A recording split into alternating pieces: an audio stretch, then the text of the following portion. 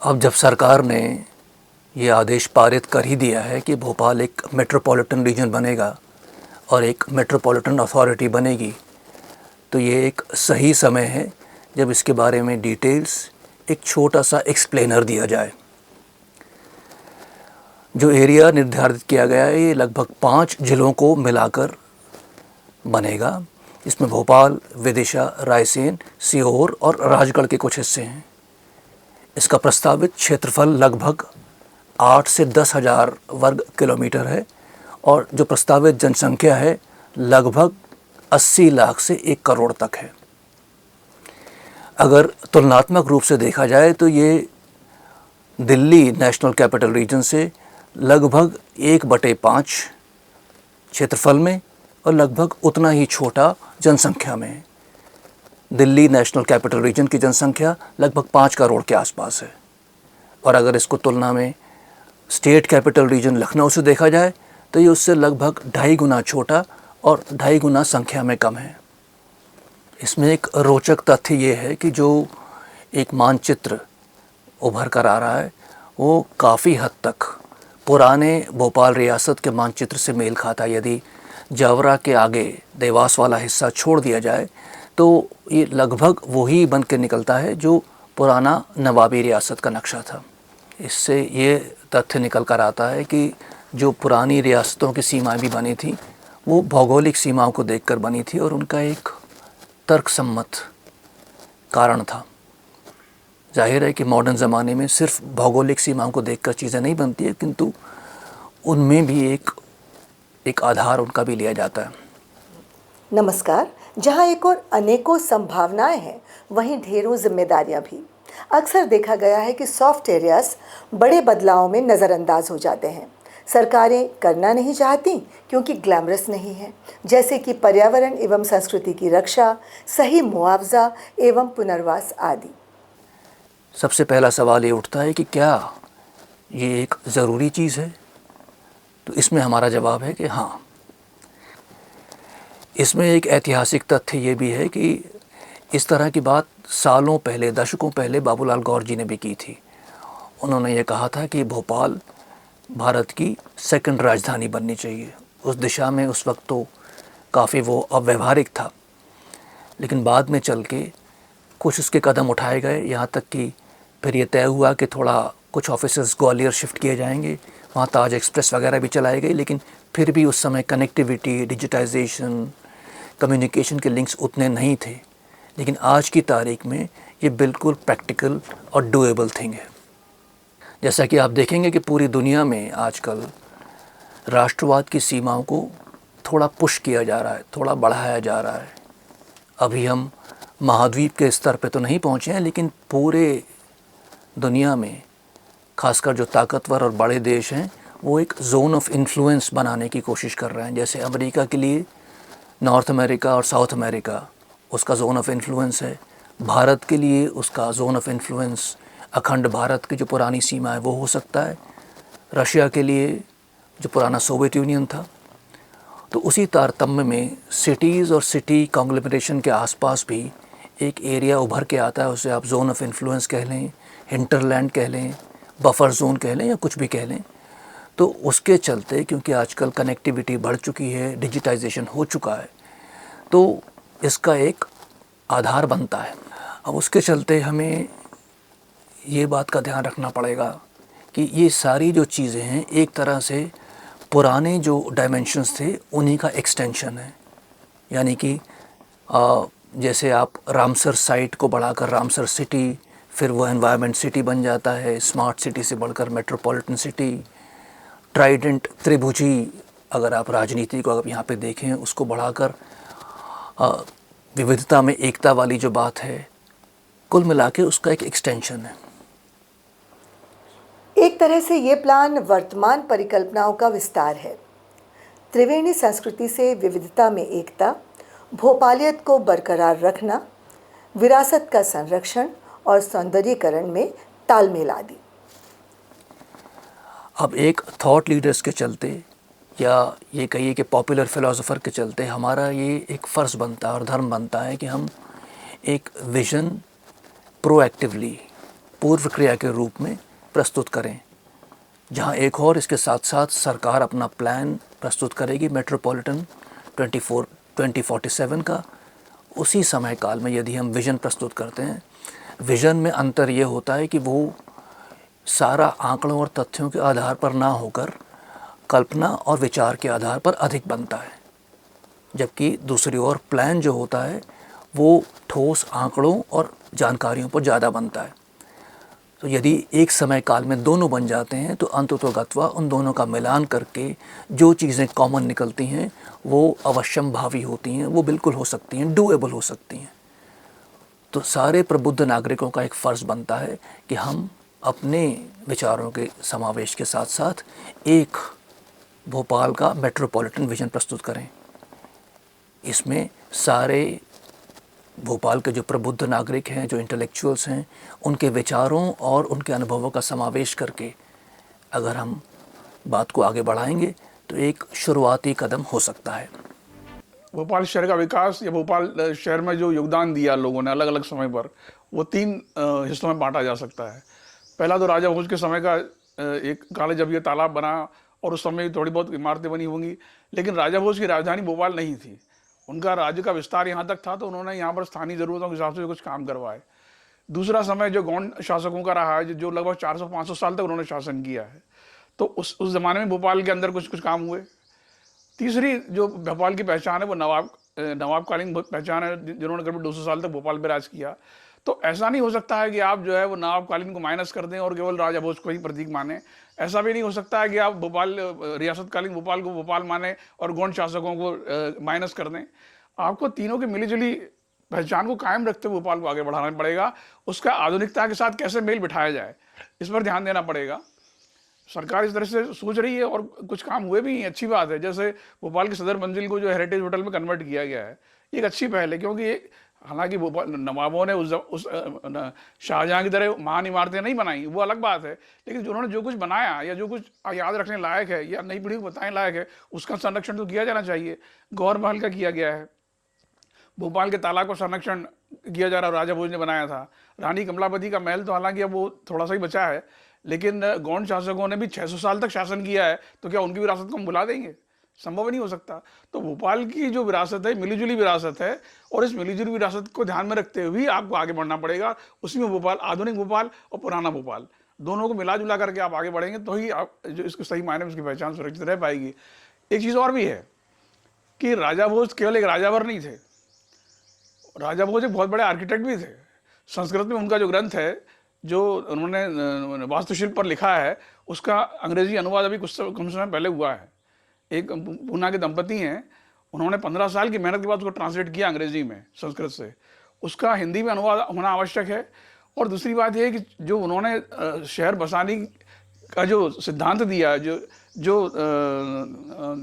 योजना उन्होंने पेश की है, उस पर भी काम करके भोपाल के शहर को आगे डेवलप करना चाहिए, ऐसा मुझे लगता है। ये दोनों चीज़ें हैं कि आप जब देश की राजधानी दिल्ली और मध्य प्रदेश की राजधानी भोपाल का तुलनात्मक अध्ययन करें तो आप पाएंगे कि भोपाल बहुत साफ़ सुथरा, स्वच्छ और स्वच्छ हवा वाला शहर है, आप पाएंगे ये। लेकिन जब आप अपने ही आंकड़ों का तुलनात्मक अध्ययन करेंगे तो पिछले 5 साल 7 साल के अंदर पाएंगे कि भोपाल की हवा में भी दुर्गंध भरी है, उसमें भी जहर भरने लगा है। जो AQI जो है उसका जो स्तर पहले 60-50 इस तरह होता था, वो बढ़ने लगा है। तो कहीं ना कहीं जो हम सब जो एक बतौर नागरिक जो हमारी जिम्मेदारी है, हम भी उसे भूल रहे हैं। कुछ प्रशासनिक कमजोरियां हैं जिसके कारण इस पर जो नियंत्रण के प्रयास होने चाहिए उस तरह के नहीं हो रहे हैं। देखिए, भोपाल में स्वच्छ हवा है, इसमें भोपाल की जो का वातावरण है उसका योगदान है। सरकार अगर ये सुनिश्चित करेगी, यहाँ के लोग मिलकर के सुनिश्चित करेंगे कि अपने इस भोपाल को साफ़ सुथरा स्वच्छ बनाए रखें, तभी ये स्थिति बरकरार रहेगी। हम दूसरे बहुत सारे शहरों से बहुत अच्छे हैं, भोपाल बहुत अच्छा है इस मामले में, लेकिन अच्छा बना रहेगा ये यहाँ के नागरिकों के ऊपर निर्भर है, यहाँ के प्रशासनिक और शासन तंत्र पर निर्भर है। कैपिटल प्रोजेक्ट ने काफ़ी मेहनत की इसमें पर्यावरण के लिए, पेड़ पौधे लगाए, बहुत सारी चीज़ें व्यवस्थित की। और जब से ये कैपिटल प्रोजेक्ट को ख़त्म किया है तो उसका हर्जाना पर्यावरण भुगत रहा है और भुगतेगा वो। और आने वाले समय में अगर उस पर ध्यान नहीं दिया गया तो, क्योंकि जितने रोड बनेंगे उतने पेड़ भी कटेंगे। आप दावनी से चले जाइए, कोलार से पूरा रोड 15 किलोमीटर का चले जाइए, जितने भी पेड़ पौधे से सब काट पीट दिए, पेड़ पौधे ही नहीं है। तो इसका खामियाजा तो भुगतना पड़ेगा। देखिए, सबसे बड़ी मुसीबत तो भोपाल की है ट्रैफिक। यातायात को लेकर पिछले 20-25 साल में कोई ऐसा बड़ा काम नहीं हुआ जो अपने आप में बड़ा उदाहरण हो। यहाँ 2-3 ब्रिज बनाए गए, ओवर ब्रिज या वो, तो उनकी प्लानिंग जो अधिकारी ने की, जिस समय की गई, वो एक तो भविष्य को देख के की नहीं गई। कोई पुल ऐसा है कि आप चढ़ जाएंगे तो उतर नहीं सकते, उतर सकते तो चढ़ नहीं सकते। तो कम से कम यातायात को लेकर नए शहर और पुराने शहर दोनों जगह सबसे ज़्यादा ट्रैफिक की ज़रूरत है। प्लस जैसे कहा जा रहा है कि मेट्रो आ रही हैं या सिटी बसें आ रही हैं, तो आने से तो है, लेकिन आजकल आदमी वैसे ही अपने 4 व्हीलर से चल रहा है, तो सड़कें चौड़ी करनी पड़ेंगी। जो इंक्रोचमेंट है, अतिक्रमण है, जहाँ नई सड़कों की ज़रूरत है उनको चौड़ा करना। प्लस जहाँ जहाँ पेड़ काटे जा रहे हैं, जिन सड़कों को डेवलप किया जा रहा है या विकास किया जा रहा है, वहाँ उसके आसपास ही उन पेड़ों को लगाया जाए, ताकि जो हरियाली पहले वो थी वही आगे बनी रहे आगामी 47 तक, या जैसा प्लान है। देखिए, ये जो आज का मुद्दा है 2047 का भोपाल, निश्चित तौर पर अगर कोई भी व्यक्ति इसको सुनेगा तो वो इसका स्वागत ही करेगा, क्योंकि हर व्यक्ति विकास चाहता है, डेवलपमेंट चाहता है, लेकिन साथ में ये भी चाहता है कि जो पहले की उसकी प्राकृतिक धरोहर हैं, है ना, वो नष्ट नहीं हो, उसके साथ विकास हो। क्योंकि अगर प्राकृतिक धरोहर, सांस्कृतिक विरासतें अगर ये नष्ट होती हैं कहीं ना कहीं, तो वो अपने आने वाली पीढ़ियों को क्या दिखाएगा। ये उसके लिए एक जटिल समस्या बन गई है, लेकिन इस तरफ किसी का ध्यान नहीं है। सबकी सब एक रेस में सवार हो गए हैं कि हमें विकास करना है, विकास करना है, विकास करना है। जिस महानगर की बात हम 5 जिलों को जोड़ के, 5 संभागों को जोड़ के कर रहे हैं, उसकी परिकल्पना क्या है? क्योंकि जंगल जिस गति से विकास के नाम पे कट रहे हैं, अगर ये एक महानगर बन गया तो जो जंगली एरिया है, जंगल का एरिया है, वो कहाँ जाएगा? और अगर वो नहीं बचा तो हम किस महानगर की कल्पना कर रहे हैं? कंक्रीटों से भरा हुआ, जिसमें जिंदगी इम्पॉसिबल है। तो हम किस महानगर की कल्पना के साथ आगे बढ़ रहे हैं? सबसे पहले सवाल ये। भोपाल की पहचान झीलों का शहर, नवाबों का शहर, ये हमारी विरासत है और इसे बचाया जाना तो बहुत ज़रूरी है। हमारी चूँकि धरोहर है और इस पर हमें नाज होता है, हमारी संस्कृति नाज करती है, और हमारे बच्चे, आने वाली जो पीढ़ियाँ हैं वो इस पर नाज करती है, इसलिए हमें इसे बचाए रखना बहुत ज़रूरी है। तभी हम अपनी संस्कृति को बुलंद रख सकते हैं और अपने बच्चों को एक बेहतर सीख दे सकते हैं, उन्हें प्रेरणा मिल सकती है। चाहे इंफ्रास्ट्रक्चर हो, चाहे इंडस्ट्री हो, चाहे भोपाल से जुड़ा हुआ, चाहे हम यहाँ के यहाँ के जो है वातावरण की बात कर लें, यहाँ की ग्रीनरी की बात कर लें, या फिर हम किसी भी चीज़ों को लेकर बात करें, तो निश्चित ही हम ये मानते हैं कि इससे वो कम से कम 20 सालों में 10 गुना बेहतर होगा, 10 गुना ज़्यादा विकसित होगा। क्योंकि अब पूरे देश में जो है मेट्रोपॉलिटन सिटी या ग्लोबल सिटी जैसी बात की जा रही है। भोपाल को भी मेट्रोपॉलिटन बनाने की बात कही जा रही है। तो ग्लोबल सिटी, मेट्रोपॉलिटन सिटी का विज़न कैसा होना चाहिए, कितना वो डेवलप्ड होना चाहिए, ये हमको इस चीज़ों को देखकर भी लेना चाहिए कि इस वक्त दिल्ली कैसा है, दिल्ली में किन चीज़ों की ज़रूरत पड़ रही है। तो निश्चित ही जब 20 साल बाद या 22 साल बाद भोपाल होगा तो वो कैसा होगा। मेरा तो मानना है कि भोपाल जो शहर है वो प्रकृति से बड़ा भरा पूरा है।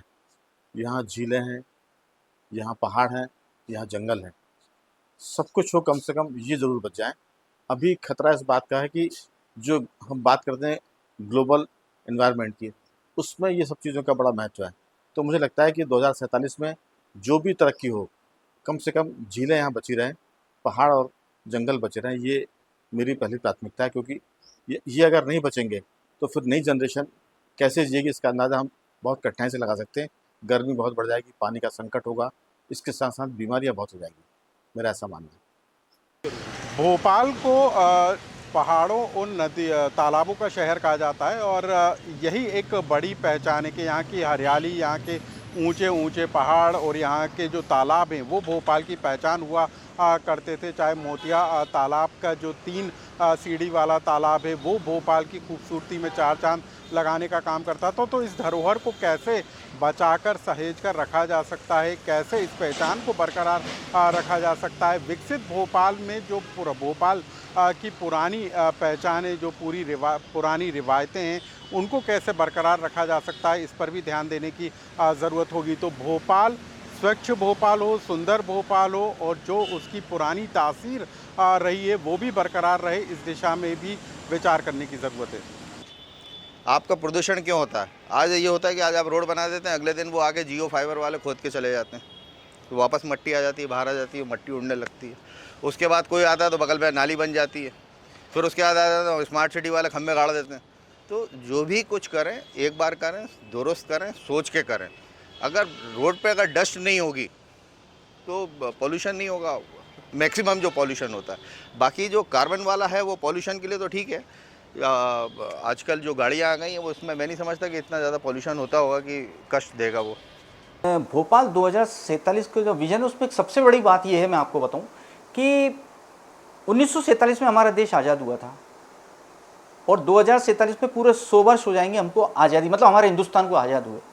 तो कहीं ना कहीं अगर हम केंद्र सरकार की बात करें, मध्य प्रदेश सरकार की बात करें, तो कहीं ना कहीं विज़न है कि इसको एक नए रूप में भोपाल को दिखाना है, उसके लिए कई बड़े चेंजेस करना है। तो आने वाले समय में जो हमारा भोपाल एक नए रूप में नज़र आएगा और कई इसमें बदलाव होंगे। जैसे मान लीजिए मेट्रो ट्रेन है, इलेक्ट्रिक बसें हैं, शिक्षा की व्यवस्था होगी, स्वास्थ्य की व्यवस्था होगी, उसके बाद बिजली की व्यवस्था होगी। सबसे बड़ी बात मैं आपको बता दूं कि भोपाल की जो ट्रैफिक व्यवस्था उसको सुधारने के लिए सरकार बहुत बड़े कदम उठाने जा रही है, क्योंकि जिस तरह से पुराने समय का भोपाल बना हुआ, उस समय जो आबादी हुई थी उसके हिसाब से रोड बने हुए थे, लेकिन अब क्या है, भोपाल जिस हिसाब से बढ़ रहा है और 2047 तक जो वो बढ़ के जाएगा, तो उसके हिसाब से जो एक व्यवस्था सरकार बना रही है वो कहीं ना कहीं ऐसी व्यवस्था बना रही है कि आने वाले समय में भोपाल जाना पहचाना और अच्छी तरह जाना जाए। क्योंकि अभी आप जानते हैं झीलों का शहर माना जाता है इसको, पहाड़ियाँ होती है, खूबसूरत ग्रीनरी होती है। तो सरकार का जो मुख्य उद्देश्य जो है वो ये है कि ग्रीनरी को बढ़ाया जाए, झीलों को कैसे बचाया जाए, शिक्षा को कैसे बेहतर बनाया जाए, स्वास्थ्य को कैसे बनाया जाए। तो 2047 में ये मुद्दे जो हैं धर्मेंद्र जी, ये आने वाले समय में जनता के लिए बहुत कुछ लेके आएंगे। मेट्रो जो है वो अगर उपनगरों में जाएगी, जैसे सीहोर से मेट्रो चली और वो मेट्रो मंडीदीप तक जाएगी, तो निश्चित तौर पे इस बीच में जितने उपनगर आएंगे वो उन सबको कवर करेगी। तो लोगों के पास जो है वो समय की बचत होगी, कहीं ना कहीं व्यापार उपनगरों में बढ़ेगा। लोगों को जो इतना समय लगता है, सीहोर से अगर अपन मंडीदीप की तरफ जाएंगे तो मैं समझता हूँ लगभग 1 घंटा है और ये 1.25 घंटे के आसपास ये समय लगेगा बाय रोड जाने में। लेकिन मेट्रो जब आ जाएगी तो निश्चित तौर पे मैं ये समझता हूँ कि आधे घंटे में या 45 मिनट में अपन सीहोर से लेके मंडीदीप तक जा सकते हैं। और इस मेट्रो के प्रोजेक्ट चूँकि पूरे भोपाल में चल रहा है, इस प्रोजेक्ट को जल्दी से जल्दी कंप्लीट किया जाए और जो कंपनी इसको कंप्लीट कर रही है उसके ऊपर भी मैं समझता हूँ कहीं ना कहीं कड़ी निगरानी होनी चाहिए, ताकि निगरानी के साथ साथ जो उसमें मटेरियल लग रहा है वो भी मजबूत होना चाहिए, ताकि जो है समय की भी बचत होगी और शहर का विकास भी होगा। उसके साथ साथ शहर के विकास के साथ साथ भोपाल के आसपास के शहरों का भी विकास होगा और वहाँ वो भी हब बनते जाएंगे। जिस अनुपात में भौतिक विकास प्रस्तावित है, बढ़ता क्षेत्रफल, बढ़ती जनसंख्या इत्यादि, उस अनुपात में भौतिक संसाधन खुशहाली बढ़ाने के लिए ना भी दे सकें तो उसकी भरपाई समय देकर करें। यूँ तो फ़ायदों में बुनियादी ढांचे और स्मार्ट सिटी विकास, रोजगार के अवसरों में वृद्धि तथा कृषि और ग्रामीण विकास गिनाए गए हैं। यदि उसी अनुपात में पर्यावरण और जल संरक्षण और मानव विकास के लिए संसाधन और समय आवंटित किया जाए तो बेहतर परिणाम आ सकते हैं। कोई भी प्रकल्प जो होता है उसमें 2 पक्ष होते हैं कि क्या अच्छाई है और क्या बुराई है। जिसको अंग्रेज़ी में कहते हैं what to do and what not to do. तो कुछ एक बातें जो हम अपने विचार से ही ला सकते हैं आगे, वो ऐसा कि जो चीज़ें हमें इमोशनल गार्डियंस के रूप में, कि हमें सुरक्षा के हेतु कि कोई बुराइयां जो इसमें ना घुस जाएं, प्रवेश ना ले सकें, तो उसके लिए 2-3 चीज़ें हो सकती हैं। एक तो रेजिडेंट वेलफेयर एसोसिएशन को ज़रूर इन्वॉल्व किया जाए, उनकी भागीदारी सुनिश्चित हो। एक रेजिडेंट वेलफेयर एसोसिएशन का एक एक्ट अभी लंबित है, उसको एक्ट को पास कर दिया जाए। उसके साथ साथ अगर आप भोपाल को एक सर्कुलर इकॉनमी, पूरी तरह सर्कुलर तो नहीं होती, यानी कि पूरे का पूरा उसका वेस्ट अगर रिसाइकल हो सकता हो तो बेहतर बात हो। कि भोपाल को यदि आप कार्बन न्यूट्रल सिटी बनाने की बात करें तो वो भी एक बात आपको सुरक्षा प्रदान करेगी। एक तरह से भारतीय संस्कृति एवं सभ्यता का केंद्र बनाना है। जिस तरह से मध्य प्रदेश जो भारत का दिल है, उसी तरह से भोपाल को प्रदेश का दिल और आत्मा बनाना है, विविधता में एकता और बहुलता में समरसता स्थापित करके। इस सिलसिले में आगे चल के और अभी हमको कुछ स्टडीज़ करनी पड़ेंगी, लेकिन स्टडी करते वक्त चाहे हम दिल्ली एनसीआर की करें या लखनऊ स्टेट कैपिटल रीजन की करें, हमें 2 तरफ़ा स्टडीज़ करनी पड़ेगी। एक पक्ष तो ये होगा कि आप ये देखें कि हमें क्या सीखना है उनसे, और दूसरा पक्ष वो होगा कि हमें क्या नहीं करना है। उदाहरण के तौर पे यदि आप देखेंगे तो वहाँ दिल्ली में जिस तरह के कूड़े के ढेर या आपकी प्रदूषित जो आपको वायु दिखाई पड़ती है, तो हमको ये सीखना है कि कम से कम वो बातें यहाँ पे, गलत बातें यहाँ दोहराई ना जाएं। जो अच्छी बातें मान लीजिए लखनऊ स्टेट कैपिटल रीजन ने की हैं कि उन्होंने जो बहुतेरे सर्वे और स्टडीज़ कराई हैं, 40 से अधिक, तो उसी तरह हमें भी डिटेल्ड स्टडीज़ और सर्वे ज़रूर करानी चाहिए। और उससे भी बड़ी बात यह है कि उन्होंने उसमें सारे नागरिकों की भागीदारी, जो विभिन्न तरह के नागरिक पक्ष हैं, चाहे वो बुद्धिजीवी हों, चाहे कलाकार हों, सबकी भागीदारी आपको डिज़ाइन के स्टेज पे ही, जब आप इसका डिज़ाइन तैयार कर रहे हैं, जब आप एक विज़न तैयार कर रहे हैं, उसी समय वो सुनिश्चित की जाए। एक विज़न के साथ साथ एक मिशन बनना भी ज़रूरी है। अब इन सब बातों के चलते यदि हमसे ये पूछा जाए कि कोई एक चीज़ जो आप अवश्य करना चाहेंगे, वो ज़रूरी है कि मेट्रोपॉलिटन रीजन के साथ साथ भोपाल को कॉस्मोपॉलिटन सिटीज़न भी ज़रूर चाहिए। आपको महानगरीय एक क्षेत्र के साथ साथ महान नागरिक का भी एक क्षेत्र बनाना है, तभी बात बनेगी। जिस तरह हम लोग जीडीपी, जनसंख्या, क्षेत्रफल आदि में अन्य क्षेत्रों के मुकाबले थोड़ा कमतर ठहरते हैं, लेकिन उनकी भरपाई बेटर पर कैपिटा, बेहतर हवा पानी से हो सकती है। और एक चीज़ यदि हमें देखा जाए कि हमें जो नहीं करनी है, वो ऐसी कि हमको सिर्फ़ ऐसा मॉडल नहीं बनाना है जो सिर्फ़ विस्तार ही करता हो और विकास की तरफ ध्यान कम देता हो। यानी कि ये तो स्वाभाविक रूप से जो शहरी क्षेत्र है उसके आसपास विकास तो होता ही होता है, लेकिन एकदम सीमाओं से सटे क्षेत्रों के अलावा भी जो दूरस्थ क्षेत्र भी हैं, वहाँ पर भी सबअर्बन प्लेसेस, टाउनशिप्स जो सेल्फ सफिशिएंट हों, जो स्वावलंबी हों, उनका निर्माण भी ज़रूरी है, वरना चीज़ें हाथ से निकल जाती हैं। एक तरह से देखा जाए तो जो भोपाल की अपनी पहचान एक बनती है कि भोपाल एक झीलों का और तालाबों का शहर है, उससे अलग हट के हमको, ये तो सारी प्राकृतिक पहचान है। अब समय आ चुका है कि हमें जो मानव निर्मित चीज़ों से भी इसकी पहचान बने, चाहे वो सिटी ऑफ म्यूज़ियम्स और मॉस्क्स की बात होती है जैसे एक, उसके अलावा सिटी ऑफ प्रोफेशनल्स और सिटी ऑफ इंटेलेक्चुअल्स की बात हो सकती है, city of intellectuals and creatives की बात हो सकती है। यानी कि हमें प्राकृतिक पहचान के साथ साथ हमें एक मानव निर्मित पहचान भी इसकी बनानी पड़ेगी। अगर हमारा बस चले तो हम भोपाल को एक ट्राई सिटी के रूप में पेश करना चाहेंगे, जैसा कि हमारा ऐतिहासिक रूप में भी शुरुआती दौर में भोजपाल, फिर भूपाल और अंततः भोपाल। तो उसको यदि हम भौगोलिक रूप में भी अगर ट्राई सिटी के रूप में करेंगे तो ये पूरे भारतवर्ष में एक यूनिक चीज़ होगी, एक अद्वितीय चीज़ होगी। ट्विन सिटीज़ तो बहुत सी हैं, अगर ट्राई सिटी का कॉन्सेप्ट आगे बढ़ाया जाए तो मुझे लगता है कि एक अच्छा अर्बन कॉन्ग्लोमरेट बन सकता है। यूँ अगर ध्यान से देखा जाए तो पूरी दुनिया में अब जो शहरीकरण होना है उसका अधिकांश हिस्सा एशिया में और उसका भी एक अधिकांश हिस्सा भारत में, और उसमें से भी सबसे अधिक हिस्सा शायद मध्य प्रदेश में होने वाला है अगले 20-25 सालों में, 2047 तक कम से कम। अगर सही ढंग से हिस्सेदारी और भागीदारी के साथ इसका डिज़ाइन बने, इसका विज़न बने और प्लान बने, और उसी तरह से सही अनुपात में इसका क्रियान्वयन हो, हिस्सेदारी और भागीदारी टोकन रूप में नहीं, सही अनुपात में अगर हो, तो ये संभावना प्रबल है कि भोपाल न केवल भारत में बल्कि दुनिया में भी सबसे अधिक लिवेबल सिटी, सबसे अधिक रहने योग्य सिटी के रूप में उभर सकता है, और वो भी हमारे जीवन काल में ही 2047 तक।